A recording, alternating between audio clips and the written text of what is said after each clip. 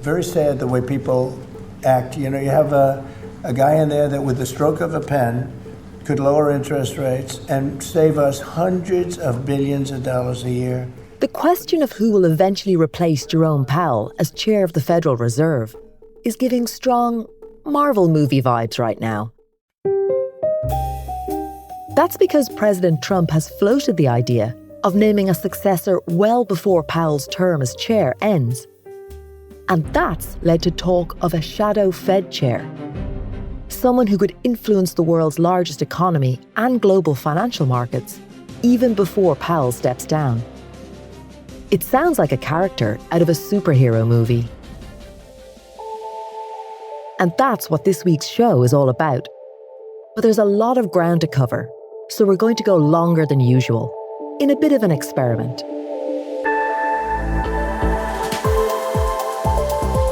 In fact, this week's Econ World runs close to 45 minutes.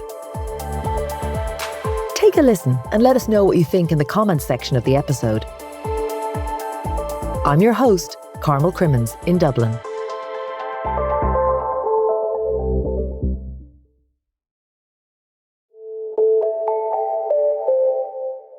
This week's show is a little bit different from our usual Econ World. I figured the issue of a shadow banker influencing the economic policy of the world's biggest economy was worth the guts of an hour. So I asked a couple of our regular favourite Reuters correspondents to join us. Dan Burns is our America's economics editor, and Howard Schneider is our Federal Reserve correspondent. Dan, Howard, welcome back to Reuters Econ World. How are you? Hey, Carmel. I'm good. How are you guys? Fine.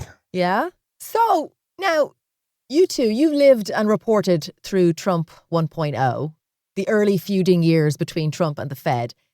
This time feels different, doesn't it? Well, I mean, the language has been, it's hard to beat calling someone an enemy of the state and comparing them to the, leader of the Chinese Communist Party, which was Trump version 1. But, stupid is pretty good also, I guess. I suppose the language is the same, right? It's as harsh as it ever was. It's just perhaps the circumstances have changed in the sense that Fed Chair Powell is, his term as chair runs out in May. So the sort of... Yeah. And the motivation, too, for Trump's attacks has also changed to a degree. It was a little amorphous in the first term in 2018 and 19 when he was broadsiding Powell. But now it's very clearly wrapped up in the deficit, which is going to get much bigger under the Tax Cut Act that was just passed. And he's very keen on seeing interest rates lower to lower the government debt service. That was not really an explicit dynamic in his attacks on Powell back in his first term. In this case, it is very much he wants somebody to bring government borrowing costs lower. Lower borrowing costs for households and businesses seem to be a bit of an afterthought in this go-round. So the idea as we understand it, right, and this is what we glean from Trump himself and from Treasury Secretary Scott Bessent, is that they are planning to name a successor to Powell soon, like in the next few months. And that guy, and it seems like it'll be a guy, like all the names in the frame, and we can get into that later, are male, will act as a shadow chair. Like, how would that work? Well, first of all, let me just say, it's not clear their timeline at all. Mm-hmm. There had been a point at which Trump said he would name somebody very soon, and then Bessent has tried to push back on that urgent timeline. It sounds much more something that could occur sometime in the fall now, but it's a very meteoric, shall we say, administration. And we know things, as we see from my coverage of tariffs, things change rapidly and they change emotively. Mm-hmm. So we don't know if there is actually a timeline and how it's going to unfold. But if it were to come in the fall, somewhere in the October, November timeframe, that would, for the chair itself, it might be a little early, but the next scheduled vacancy at the Fed is coming at the end of January when Ariana Kugler leaves. She's certainly leaving because she's not going to be reappointed by Trump. And that's and so 3 to 4 months ahead of that would not be unusual for an appointment to that seat.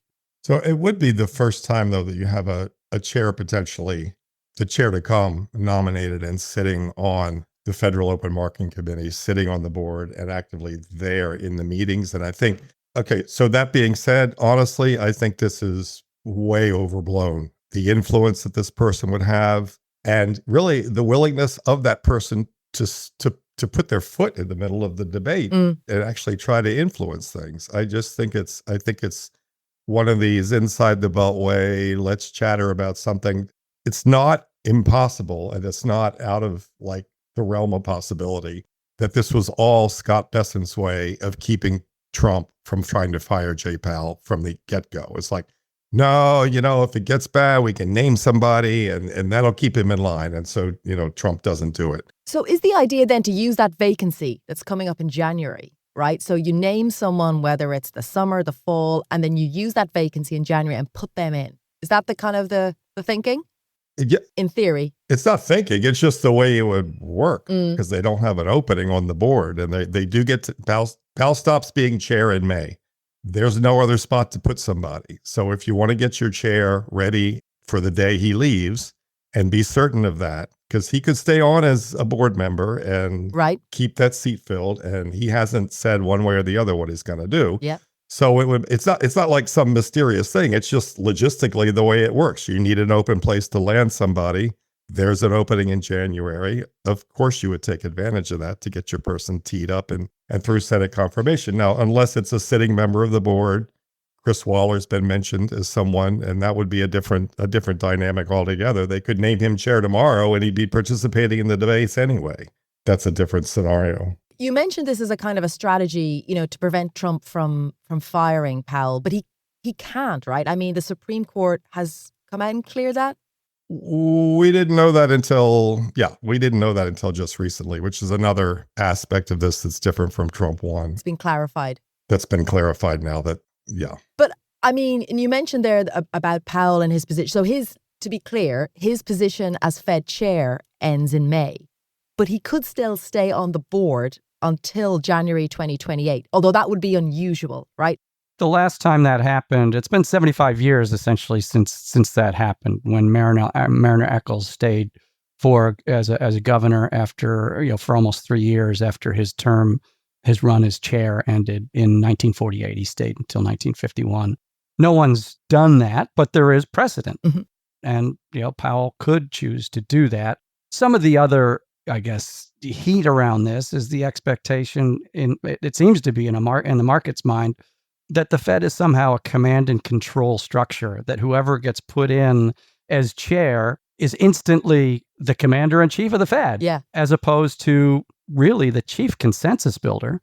And there is history for a Fed chair being outmaneuvered by other board members, as we saw, the great Paul Volcker was outmaneuvered by several Reagan appointees in the 1980s. So it is, and it's a 19-member committee, and Howard and I have said this repeatedly, and particularly with the bank presidents are even more arm's length than the governors from Trump, and almost to an individual, they're kind of the most hawkish of the group right now. Correct, yeah. Let's explain to listeners how it works, right? So you've got the Federal Open Market Committee, right, which is the committee in the Fed which decides, monetary policy, decides where to set short-term interest rate.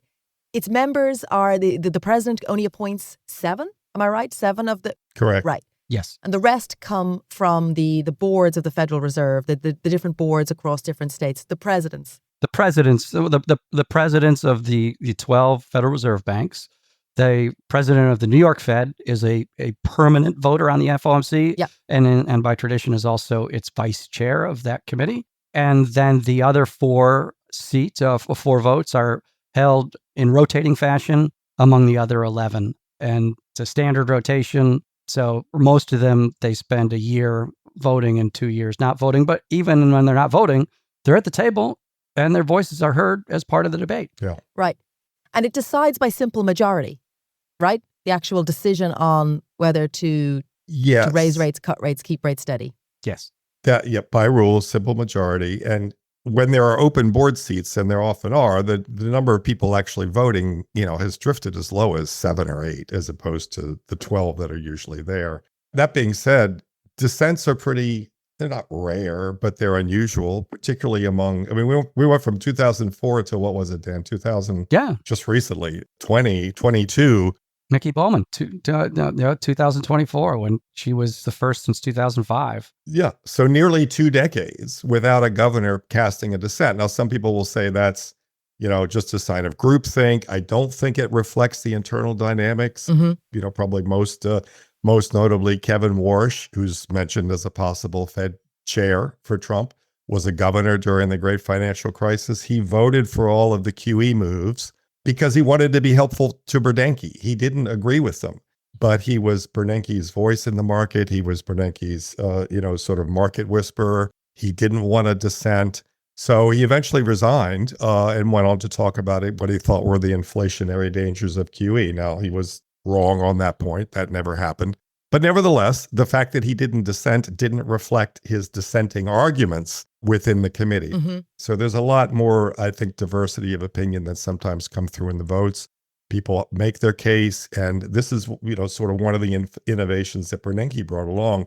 They're very consensus driven. Right. So that if you are sitting there, even if you don't always agree with the final outcome, you often go ahead and have your say and influence people. And maybe you've shaped the language a little bit. Maybe there's a tweak in the statement that came about because of an argument you made, or maybe there's something to be reflected in the minutes that anticipates policy or the forward guidance that the chair brings to the press conference. All of these things are a way for opposing voices, what would otherwise be dissenting voices, to be heard. There were more dissents under Greenspan because he was much more sort of like, here's what I think we should do. And then he lets everybody talk. Bernanke flipped that around and said, let me hear from you first, and then I'll sum up at the end. That little change, I think, really shifted the dynamics in the committee quite a bit. That's an interesting bit of history, Howard. Now, before we return to the present, I just want to remind our listeners that we're doing something a little different this week with a longer episode. A reminder to tell us what you think in the comments of this episode. Up next, Howard and Dan, let's get into how much consensus there really is on setting interest rates for the US economy. We're lucky this topic has got so much juice to it. Howard, you were explaining how consensus has worked historically, but do we have a sense what's best for the economy? Like, are consensus-driven rate decisions the way to go? It seems, the people that have studied this outside often talk about the cacophony of voices, that these Reserve Bank presidents, they just chatter too much and this and that. Yeah. But then Brookings and some others have done studies on this, and they tend to get reasonable sort of A-, B+ marks on the communications overall. So yeah, it seems to work all right. But the risk would be with a kind of the shadow Fed chair is that this person then could immediately cause a splinter, right? That this person may end up being the one that the markets listen to, that causes confusion, right? Like that's the risk factor here with this. Maybe not. I mean, in all likelihood, rates are likely to be on the way down by the time this debate gets underway. Now, it'll be Trump's argument, and presumably his nominee's argument will be that it's too late and too slow. But in that environment, you could see somebody coming in and arguing for a steeper and more rapid pace. We also don't know what the economic environment is going to be in 6 months to warrant potentially just on the merits, a faster response, easing response than maybe is now anticipated. So that dynamic will certainly be different. It's not, at this point, almost everybody on the Fed sees rates going a little bit lower. Some see them going, a slight minority of them see it going a bit, maybe three-quarters of a point lower as early as this year, but more likely into 2026. And then there'll be a debate around, how much further is needed. But the indications are that it will be a dynamic rate environment then. It's not, I think they're going to be beyond wait and see at that point. Right. Would you agree, Howard? Oh, yeah. I think you got sort of 3 major sort of pathways, and there's either going to be inflation and they're going to decide it's really bad, and I don't think so, then the rates aren't going to go anywhere. That's probably out there on the right hand side somewhere of the distribution. Then they see some inflation, but they say it doesn't look so bad and it's probably going to go away, so we can start to cut. That gets you a cut in September, probably. The labor market starts to tank. That gets you a cut in September.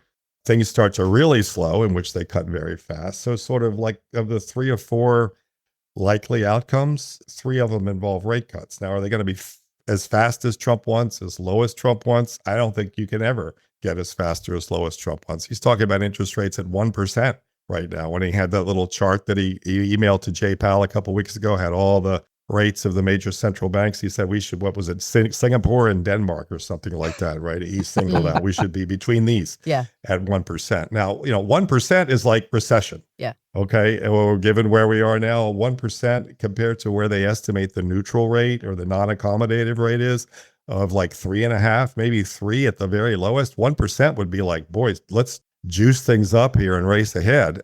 A, it ain't going to happen. B, be really risky. So it just, even Bessent, if you listen to him, sort of pushed back on that a little bit recently. And look, if they start cutting interest rates and say, we're going to cut interest rates because the government should pay less, you know what's going to happen? Interest rates are going to rise because everybody's going to see inflation risk, and they're going to start putting that in their bond pricing. Not only do they see inflation risk, but they see a commitment by the Fed to contain inflation as having been corrupted. Right. Trump yearns for a pre-1951 Fed, essentially. Right. 1951 was a seminal moment. It was the Treasury Fed Accord, under which essentially the separation of powers, financial powers of the government were established. Mm-hmm. The Fed had monetary policy to form without regard for what the government's debt service costs were, and Treasury took care of fiscal management, of debt management. Mm-hmm. And that's been the environment since. But before then, the Fed did artificially maintain low interest rates through excessive securities purchases through the end of World War II and up into the start of the Korean War, sometimes in the face of pretty hefty inflation. And that do my bidding is what Trump wants from everybody that he sees reporting to him. Trump is a command and control guy, and that's a dynamic he would like very much to return to.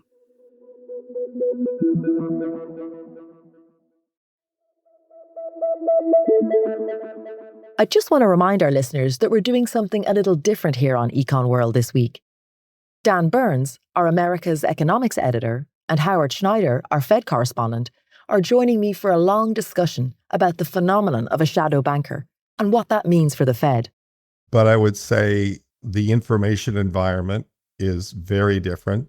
The market environment is very different. I mean, look what happened just a few months ago when he looked like he was an inch away from firing Jay Powell or trying to fire Jay Powell. You saw the bond yields start to go up. You saw volatility in the stock market. Mm-hmm. I mean, the put of Fed independence and having a credible anchored inflation target independent of the political system, you started to see the market implications of that being corroded. And Trump backed off. That's when they backed off and said, no, I'm not going to fire him. I guess I'm stuck with him for a few months. All of that reversed on a dime. So if you have a Fed chair incoming, right, you got to have, for this to matter, a lot has to happen. Mm-hmm. They have to get confirmed.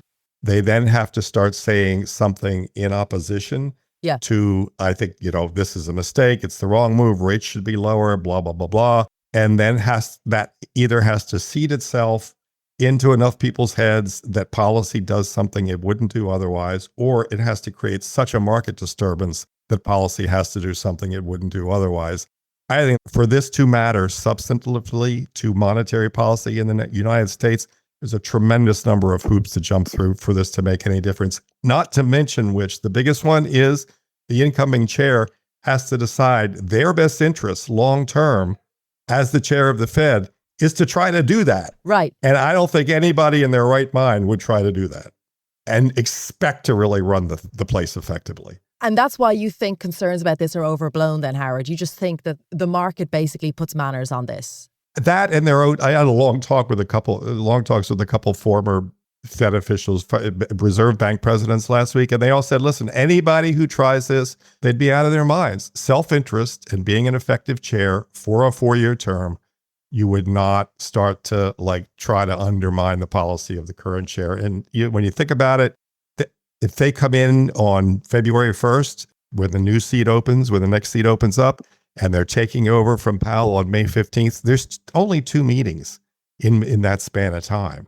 So in macroeconomics, sort of monetary policy, working with a lag land, 2 meetings is nothing. They can get through that and be grown-ups about it and move on. So you mean whoever's chosen will sort of behave, as it were, behave in the correct fashion, because otherwise they look like Trump's lackey and they undermine the whole system? That's right. Correct. Okay. And also there's, you mentioned Arthur Burns, and the actual execution of monetary policy is a lot different now than it was back then, simply because it was all very opaque back then. Right. Meetings were not publicly disclosed. And now, since, for more than 30 years, one of Greenspan's innovations was the policy statement and exactly who supported, and it comes out the same day the decision is made. So all of that was not in place. And if anything, as Howard said, you can't shut the Reserve Bank presidents up. And that cacophony of voices has only grown, certainly since the pandemic. I mean, it was already on the rise, but the inclination to speak their mind is far more present now than I think it's ever been. Would you agree, Howard? Oh, definitely. And you could see that in our workload. Tell me about it. If you're listening out there, editors. Aren't you supposed to be on a flight? But to be fair, transparency is important, right? This is, right? Well, okay, it is. So here's what I'm wondering, though, and just a sort of thought experiment, though. What happens? I mean, you've seen institutions throughout government being told to change the way they do business, and websites at the CDC disappear, and the Park Service can't acknowledge that there used to be Native Americans living on this land, or whatever they can't say anymore. You wonder what would happen if a new Fed chair came in and said, "You know what? I'm not doing press conferences anymore, and I'm just going to do podcasts with my mates, or I'm gonna appear on my preferred news channel." Yeah, right. That. But also, they do have a closely followed information policy that says what you can and can't do. They have a blackout period before and running to after the meetings. Mm-hmm. You could use that to discourage excessive communications from Reserve Bank presidents on intermeeting periods. They should refrain from commenting on monetary policy outside the deliberative periods, blah, blah. It's something. Mm-hmm. And I don't know how people would react to that. I know how we'd react to it. We wouldn't like it, right? Because we love it. We love all this conversation. But what would the markets do if you suddenly said you're not going to be hearing from so many people so often, and you're going to have to listen to the chair more? We're going back to the way Greenspan used to do it. Can you tuck that back in the barn, Dan, do you think? I think that's pretty difficult because, again, the market. Yeah. It would be seen as an erosion of commitment to the mandate, I think. They could be criticized, and have been criticized left, right, and center. They were late with the response to inflation in 2021 and 2022 for sure. They may be being late in resuming interest rate cuts now. That will certainly be something, we'll be hearing a lot about in the months to come. But the criticism aside, the market doesn't get all that far from the guidance they hear from the officials. There's a delta, certainly. Sometimes it can be maybe as wide as a full percentage point in the trajectory. Mm-hmm. But on balance, it's right now, the market is right where the Fed has guided it to being for the rest of this year. Right. That's a pretty comfortable place, I think, both from a policy point of view and from an investor point of view. Right. And it all comes down to consistent, even if there's a range of voices, and there certainly are, but you got a sense of where the mushy middle is and how it's shifting. And without that visibility on where that is, I don't think is something that the market would embrace in a way that either a Fed chair or the Trump administration would be very comfortable with. Yeah, it's a real recipe for volatility, for sure. It is worth saying, just for our listeners, I suppose, to explain that if you were to go in there with a hard charging, we're going to cut rates, it's worth pointing out, isn't it, that although we spend all of our lives looking at what the Fed is saying and what they're doing, they only control a short-term interest rate. And actually, it's the long-term interest rates out there in the market that affect the price of borrowings for consumers. So even if you cut that short-term rate, fears about inflation could mean that the longer-term rates upon which people's mortgage and car loan are based could shoot up. That's the risk wrapped around all of this, isn't it? That you could go in there and push through a rate cut, but it doesn't necessarily mean that Americans are going to have lower borrowing costs. In fact, it could be quite the opposite. And that's the risk factor both for them and the rest of the world, right? Well, it's not just inflation. It's sort of institutional erosion overall. Yeah. When people are, there's a debate right now. Why is the dollar depreciating? Why are treasury markets behaving the way they're behaving? And they are down a little bit right now, but they are heading back up. What's the proper level? You need buyers. The more, the better. Maybe you'll get some crowding in under the stablecoin bills. Who knows? But bottom line, yeah, it isn't the bond pricing formulas have the federal funds rate in there, but they've got a lot of other stuff. What's the risk of the U.S. to the U.S. economy? What's the risk to U.S. institutions? What's the risk for inflation on down the line? And the more you see U.S. institutional resilience at risk, the more risk premium you're going to build into your long-term bond pricing. Do you want to own a 30-year U.S. bond, or is there someplace else, Austria, Germany, wherever, it seems a little more like they're not going anywhere because, Okay, so I promise we're not going to get into the nitty-gritty of Austrian bonds. That's an entirely separate episode altogether. But stay with us. Up next, Dan Howard and I get into who's in the frame as the next potential Fed chair. And I reminisce about that time I got to sit in the actual Fed chair, like the ultimate seat of power in financial markets. Howard, you spend all your time talking to people in the Fed, outside, people who've recently left the Fed or connected to the Fed. I mean, this is the most plum position in financial markets, to be the Fed chair. I actually have to tell you, I got the opportunity to sit in that chair one time on a trip to DC. It was when Janet Yellen was the governor. It was the highlight of my day. But right now, is this seen as a poisoned chalice? It's kind of damned if you do, damned if you don't. If you're too pro-Trump, you lose the other members of the committee. You appear too independent and you lose the support of Trump, and maybe your nomination is withdrawn. It's kind of an impossible role that's being... Well, that's the last statement you made there, I think, is another reason why whoever is nominated is not going to say a lot in the interregnum. Listen, there's a lot of gravity within that institution. And I don't mean gravitas like seriousness. I mean like just your people are pulled inside the guardrails. Yes. The biggest of which, and look, this could disappear too, is the Senate confirmation process. Once you're in, now that we're clear that the Fed has a special position and you can't bounce somebody just because you don't like what they did with interest rates. Once you're over that line, Trump can't fire you. And I think that of the names that are in circulation right now, these are all serious enough people that they would not get. I mean, listen, at the margin, would they shade things one way or shade things another to keep the Oval Office happy? Yeah. Are they going to get into, we're going to drive the unemployment rate down to 2.5%, inflation be damned? Nah. I just think that at the end of the day, once they're over the line, they're going to prove to be a lot more conventional than you might suspect, given everything we've seen out of other agencies, health and human services. I mean, so the question is kind of like, do you get somebody like an RFK Jr. akin to that in finance who says, no, the way we approve vaccines, it's all junk and we're getting rid of it all. And the financial vaccine schedule is junk and we're going to get rid of it all. The analog to that would be like taking the way they currently manage interest rates, which is too complicated to get into, but it involves managing the large balance sheet and bank reserves and going back to a balance sheet where they've got $50 billion or $60 billion or something like that instead of several hundred billions of dollars. Kevin Warsh favors that in theory. He says this would be a great thing. Is it practical? Well, it would be a long and complicated exercise, he says. Right, to shrink it back. Yeah, so even he, on a sort of pet issue for the monetary policy milieu that he comes from, isn't willing to commit to, on day 2, we're throwing this out the door and we're getting new people in and the balance sheet's going to be $50 billion in a year. No, this is all too disruptive. And the contenders, okay, you mentioned former Fed Governor Kevin Warsh. There's also other names that have come into the frame, like National Economic Council Director Kevin Hassett. We've Scott Bessent himself, the Treasury Secretary, and current Fed Governor Christopher Waller. What have they said about speculation that they're amongst the contenders? None of them have, Bessent's has been, I'll do whatever the president asks. I have the best job in Washington. So, very kind of diplomatic, cryptic, I suppose.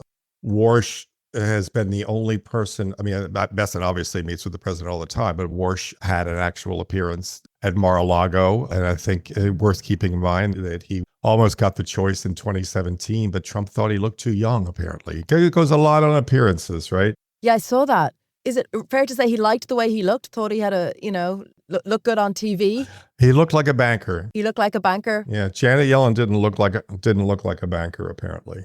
Anyway, Waller hasn't said anything about that. He is, interestingly, one of two governors, the other being a fellow Trump appointee, Michelle Bowman, who said they should cut rates in July or consider cutting rates in July. Mm-hmm. Now, listen, since then, the data have kind of ticked in the other direction. The employment report was pretty strong. I don't know whether his view will have changed about that or not. But yeah, he hasn't said much about this. But he would carry the one interesting aspect of this was that if they named him chair tomorrow, not only would he already be there, he'd be kind of obliged to be talking about this stuff and within his rights to be talking about this stuff. Right. So if you really wanted to make a play to influence stuff today, that's an argument for Waller, Which would put him in a very difficult position, right? It would, yeah. Within the Fed, Howard, are people gaming out what they would do if someone is appointed who, say, would do Trump's bidding? Like, there are things they could do, right? Like the chair of the interest rate setting committee is usually the Fed chair, but they could vote someone else in as chair of the FOMC, for instance. I don't know, Dan, do you agree? No. I don't think they'd go that far. Wouldn't play games like that? Yeah, no. It would have to be somebody who is so overtly almost at war with the rest of the committee that they felt a need to circle the wagons. It's hard to see how that would happen instantaneously, certainly not in May next year. But that would be unusual. It would also send a signal to the market that things are very frayed inside the institution. Right. Which is not, there's other ways to get around it. Yeah. Which is, you don't have to vote with the guy. Right. That's right. And and that's it. Now, we haven't, as Howard said a little while ago, there are periods where dissents are more common than they're not. And we had runs where some bank presidents were consistently no votes, and sometimes a couple of them. Yeah. We have, it's been a while since we've had really something that would be kind of a meaningful minority, formally dissenting. So that'll be something to watch. But that would certainly, I would think that would be more the route that those individuals would follow than trying to do a coup of sorts. Right. Yeah, I think also don't forget that, Senate confirmation plays a role here. And I think that anybody that can get out of the Senate Banking and Finance Committee is probably not going to lead to a giant coup d'etat within the Federal Open Market Committee. And remember, one of those Republicans, Tom Tillis, is not running for re-election. Interesting. And he just got hounded out by Trump. Yeah. So that's interesting because my perception, clearly mistaken, is that Senate confirmation for Trump's nominee is a foregone conclusion. No, and I'm looking down the list right now. They got a 2-vote majority there, but again, Tillis is not running. Mm-hmm. And at the recent Humphrey Hawkins hearing where Powell appeared, he kind of pushed back when some of them were hounding Powell about rate cuts and whatnot. He said, listen, the tariffs are going to cause inflation. Let's just slow down on this a little bit. We got to have to see what happens. So he's indicated a willingness to kind of go his own way on this. Kennedy, people like that, I don't think are going to rubber stamp somebody who is really out of bounds. Yeah. Kennedy was hesitant. He eventually came on board, but he was hesitant with Judy Shelton. That's right. And who was just a board nominee at the very end of Trump's first term, who didn't make it. Got out of the committee eventually, but they ran out of time. They never had the floor votes to get her through. So that died on the vine. But not everybody is complete walkover in the Senate. Mm-hmm. We'll see. And Powell did a pretty good job lifting his standing over his term with Congress because he's been explicit. He sees them as his boss. Right. And so he's gone out of his way to really develop relationships and to foster them and to feed them over that time. And I think that's something that kind of casts beyond just him to the institution to some degree. How politically neutral is the Fed in general, right? I mean, the perspective is that it is an independent central bank, but there is still politics around the edges, right? Gosh, I'm gonna let you answer this, Dan. I find it. No, No. I find it really hard to listen. Do these people have private beliefs about things? Do they? I mean, they're appointed by different presidents. Lisa Cook is a different person than Chris Waller. Is a different person than Adriana Kugler. Is a different person than Phil Jefferson. Is a different. They're all distinct, okay, and they all have backgrounds. Yeah. But I don't sense that any of them are like, I'm going to do X because it's going to help this person win an election. They are data driven, in other words. Is that what you're? Well, I think they're outlook driven. They're data driven. Obviously they have working assumptions about the world, but there weren't like people who were in the midst of the inflation scare saying, no, we're not going to raise interest rates because there might be a worker who's hurt, or because the minority Americans need more money and they're going to make more money if we don't raise interest rates. You didn't hear that. You didn't hear sort of politically driven distributional questions start to creep into the policy debate. Now, were there points of view that could be traced generally to seems more a Democratic opinion than a Republican opinion, or vice versa? Sure. Lael Brainerd wanted to put the countercyclical capital buffer and force more banks to hold more capital into place all the time. Yeah. That was more a Democratic position than a Randy Quarles, no, they got plenty of capital, leave them alone. Okay. Is that political, or is that like how you view economics? And if that's how you view economics, that's why the person put you on the board in the first place. That doesn't mean you're saying this because you think it's going to help that person win an election. Yeah. I think you got to just say, well, like, what do you mean when you say political? Is it electoral driven, which is, I think, what people normally say? We don't want them involved in politics because we want them to make decisions based on their economic views, not on what's going to happen at the polls in a given November. Yeah. Cyclical buffer doesn't look well on a political poster. No. I don't think that will. I win said any Dan votes. answered it, but then I answered it. Sorry. Oh, you did. You did. Story of your life, Dan. Story of your life. You got me totally off the hook. Do you want to jump in with anything there, Dan, or are you happy to no? Oh no. Perfect. Please. That's a smart editor. We obviously sitting across the pond, and in the work that we do, we're watching what's happening with the Fed so closely. Are ordinary Americans, is this something that people are kind of aware of what's happening? Do they take a view, or is it very much at the margins in the business press and, on the wonkier websites? Good. I mean, the Fed doesn't have the greatest public standing. Mm-hmm. Annual polls kind of show that it's not awful, but it's not great. Yeah. But I would say that, people are aware of where interest rates are, maybe not as laser focused on it as they are like gasoline prices and the price of eggs. Yeah. But they see it as something that adds to the cost of living. And there's cycles at which people are more aware of it. You're certainly to be much more aware of it if you are aspiring to buy a house or are in the market for a car that you need to finance. That's not everybody all the time, but enough of the people, enough of the time that there's an awareness about it. And certainly a great deal of uncertainty. On the flip side of it, there's a lot of Americans every day reaching retirement age who aren't complaining about a 4% savings rate. Right. Which is something they had not had in more than a decade. Yeah. And so that's another dynamic that we haven't really talked about at all, is there's a flip side to engineering lower rates to benefit borrowers, quote, investors. Yeah. Savers take the hit, particularly if those saving rates drop and inflation doesn't. You're a legion of something like between 11 and 13,000 people a day reaching retirement age. Yeah. From now for the next decade, several million a year are suddenly find themselves, wow, that 401k that do I have to leave it now in the stock market while I'm 65 or 70 because I'm back to 0.5% on my CDs for 12 months or 50 months? That's not a happy place to put savers, who are also a very important political constituency. So that's another dynamic. Thank you both so much for your time. No problem. Happy to do it, Carmel. Yeah, it was fun. And enjoy your wet summer over there halfway across the pond.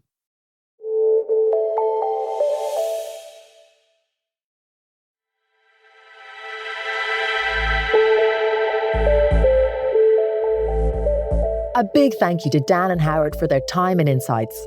Except for Dan's trash talk about the Irish weather, we're actually hitting close to 80 degrees Fahrenheit this week, and we're delighted with ourselves.